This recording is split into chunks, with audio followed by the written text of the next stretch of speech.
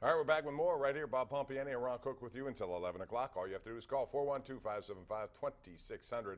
Real quick, before we go to the lines, I want to talk about the Pirates and their pitching, and they are really doing it to some teams that really expect to get in the playoffs. They handed the Brewers 12 losses, and now last night they beat the Cubs behind Jamison Tyone, who continues to be terrific, and tonight it's Chris Archer pitching a nice game. They're leading 5-0. Ron, they could impact this entire division the way it's going. Yeah, the Cubs were only a game and a half up on Milwaukee going into tonight, and the last I looked, Milwaukee was winning 7-4, so it might be a half-game difference. That's a huge, huge deal, man, winning the division, not having to play the wild card game. So the Pirates, 2 more games after tonight against Chicago could really hurt them a lot. We go to Twitter and we see Kevin Davis says Conte went on IR with a knee injury. Yes, but that play may have started his knee problems right there. Let's go to the lines. We got Ron in Johnstown. Hello, Ron. How are you? Good, good. Yeah, the reason I'm calling is I think how the Steelers' defense is getting exposed so much is their linebackers. I mean, I think they really made instead of going for linebackers in the draft and even like getting Bostic, they're missing so much over the middle. You could see when their middle's so wide open with their tight ends coming over and everything. I know it's a passing league anymore, but I mean there's too much open. And their corners too are another thing. Mike Tomlin talked about it today, and he continues to put all sorts of guys in there, Ron, because he doesn't know who's going to step up. Right. You know, they wanted a linebacker in the draft. There's no question, but where they picked so late. All the good ones, the top 4, were picked before their turn, and it would have been a real reach to draft one at that spot in the first round. So they went with Edmonds, who had a nice interception and return last night. I'm hearing the coaches really like him. They think he has a chance to be a really good player. But this defense, it really does lack a lot of talent, in my opinion. And again, 4 turnovers, 3 sacks last night, and then a big 3-and-out at the end. Some good things, but an awful lot of bad things. We went to Twitter again. Jeremy says, don't get too excited about last night. They only beat a bad defense by 3 points. But they beat a team that was hot, that was playing at home, and they needed to win. So I don't think I would underestimate the importance of a win at this juncture. 0-2-1 is a difficult situation to deal with. Let's go to Waylon in Washington. Hey, Waylon, how are you? Hi, Bob. Hi, Ron. You guys are always sharp. I appreciate it. Hey, just a couple things. Like, you know, I just got back from roughing the quarterback. And, yeah. You don't have to do much. If you touch him, they may go down.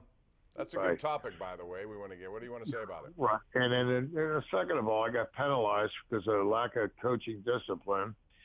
And I am not negative at all. I don't mean to be negative.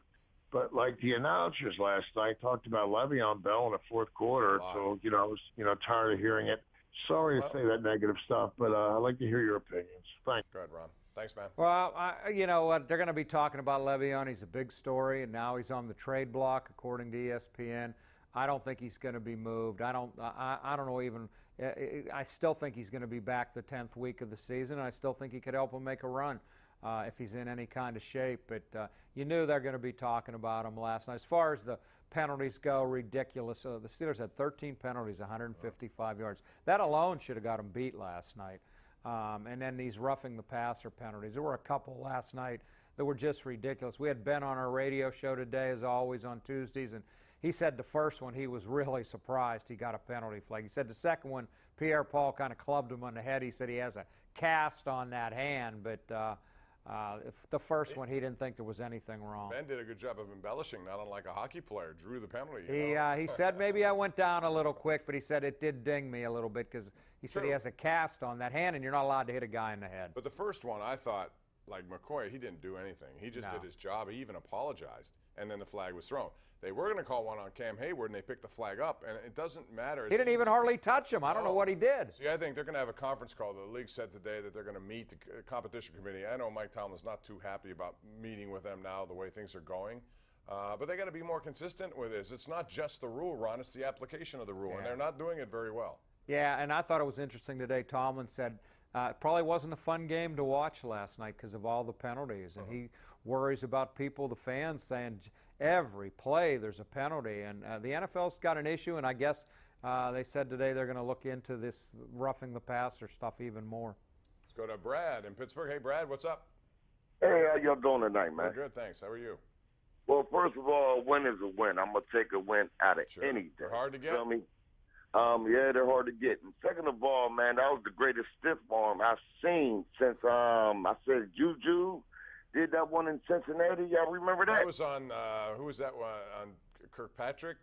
Is that who it was on? I can't remember. I don't remember that one. The one last night is as good as I've ever seen. Yeah, that one in Cincinnati, that was good, but that was not like this. This was not just a stiff arm. It was get out of my way. I'm going to toss you aside like knocked him into Tuesday. Yeah, it was unbelievable. Well, the third point I want to make is the discipline, man. You know, Tomlin has to do something with his secondary also. And can he bring somebody up from the practice squad?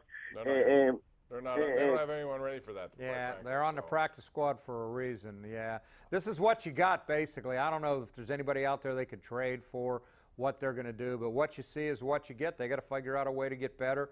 It all ties into getting more pass rush. They did get some pressure on Fitzpatrick last night, but it all works together. And right now, their defense isn't good enough. Even though they won last night, it's not good enough to get them where they want to go. Let's go out to line 3. That's Paul in Mount Lebanon. Hey, Paul. Hey, hi, Bob. How you doing? Good. How are you? I was going to say that you and Ron got the best talk show sports in Pittsburgh. Well, we appreciate you tuning in and calling. Thank you. Okay, then two things I got to say, Bob, is the only way the Steelers are going to improve is not take too many penalties and improve their defense. Yeah, very easily said and done, especially the defensive part. The penalties, there's no excuse for. Hayward Bay, just very disappointing. Lines up wrong on the punt and then gets an argument with the official, gets an unsportsmanlike conduct. That stuff is just ridiculous.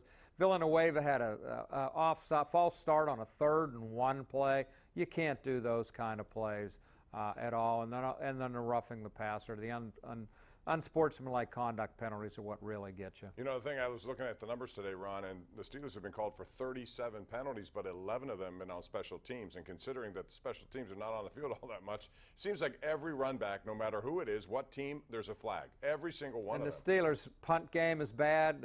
I don't know what's up with Boswell. I haven't heard you call him the Wizard of Boz any time lately, Bob, have you? I think you ruined the kid by calling him that. He signs the big deal. He's missed 2 extra points. He's 1 of 4 on field goals. I don't get it. They'd have won the Cleveland game if he made a field goal. Yep. Maybe they beat Kansas City if he makes his kick. But I'm not worried about him. Well, it's 3 games in. I think it's the life of a kicker, though. I think they have these moments and they have to deal with them. I give him 1. I'll give him 2. Now we're 3 in, where it's happening every game. Yeah. Larry in Newcastle, go right ahead. Larry, how you doing? Good. I'm just ready to talk about Boswell, the kicker. Who was a holder last year? Is the problem maybe the holder's not the same guy as last year? It's the punter's the same holder as last year. In fact, it's not that either. Some speculation that maybe they kept Barry around because he was a good holder for Boswell. He hasn't kicked well all year. No, I mean, and Tomlin really blasted him publicly last week. I was a little surprised he was still on the team. But he did some nice kicks last night. He put them deep in their own territory a couple of times. That's what you want out of a punter more than anything. And no, the holding's not an issue with him. He's just, you know what he is, Ron? It's not unlike being a golfer when you got a case of the hooks and you try to compensate for that and then all of a sudden you start fading the ball. I don't think it's one or the other. You just got to work it out, and it does come with time. So hopefully it'll not be an issue. Let's go to Isaac in Huntington. What's up, Isaac? How are you? Not much. How are you guys doing tonight? Good, thanks. Good. With the former caller there, best talk show in TV right now. I wanted to talk a little bit about how Ben Roethlisberger absolutely carried that football team the other night. When the run game was non-existent, he put him on his back, went 30 for 38, 3 touchdowns, and just really made that win happen for them there. He doesn't get enough go credit. ahead and talk about that. I think so many people want to, every time there's a 5 turnover game or a 4 or 3, whatever the case, and they're very rare, but it happens. Oh, he's lost it. You know what? Good luck with life without him at this point. You don't know what young quarterbacks are capable of doing, and that was a big game on the road last night, and I thought he made some unbelievable plays where he keeps the pocket alive. The last pass to Juju that clinched the game was just spectacular. He avoided the sack by McCoy. He gets chased to his right. He's going to take a big hit by Golston. He threw it across his body over the middle, which is a dangerous play. I asked him about that today, and he goes, I don't think about the risk. He said, I'm thinking I'm going to make the play, and if I don't, I'll live with it. And he made the play. Juju made the catch, and the game was over. That's the confidence thing that you have to have, especially if you're a quarterback or a kicker. You can't let stuff bother you, and you can't worry about the outcome. You just do it, believe it, and see what happens. We're going to take a break. We have Bill and Mike on the lines. We're going to take a quick timeout. Come back with your calls and more right here live on Pittsburgh CW.